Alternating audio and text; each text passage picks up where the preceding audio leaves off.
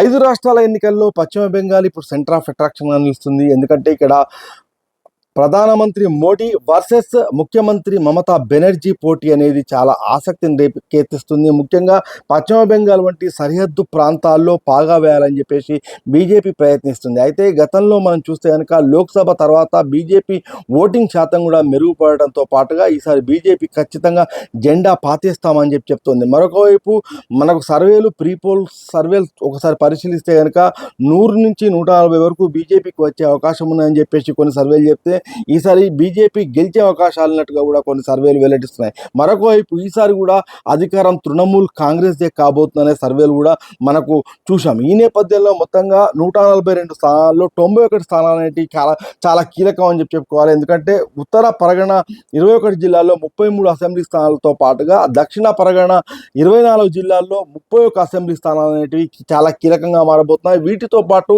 Calcutta urban, అదేవిధంగా Nadia, Howrah వంటి ప్రాంతాల్లో ఈసారి సీట్లు కీలకంగా మారబోతున్నాయి. మరొక వైపు మనం చూస్తే ఈసారి భవానీపురం చాలా సెంటర్ ఆఫ్ అట్రాక్షన్ అని చెప్పుకోవాలి. ఎందుకంటే ఇక్కడి నుంచి ముఖ్యమంత్రి మమతా బెనర్జీ పైన బీజేపీ నేత సువేందు అధికారి బరిలో ఉన్నారు. గతంలో మమతా బెనర్జీని ఓడించిన చరిత్ర సువేందు అధికారికి ఉన్నది. ఈ నేపథ్యంలో ఈ స్థానం అనేది చాలా కీలకంగా మారింది. ముఖ్యంగా ఒక ప్రత్యేక ఆకర్షణగా నిలుస్తుంది. అయితే ఈసారి మొత్తంగా కలకత్తా నబన్నా పైన, సచివాలయం పైన ఎవరు జెండా ఎగరవేస్తారు? మళ్ళీ తృణమూల్ కాంగ్రెస్ మమతా బెనర్జీ అధికారాన్ని నిలబెట్టుకుంటుందా?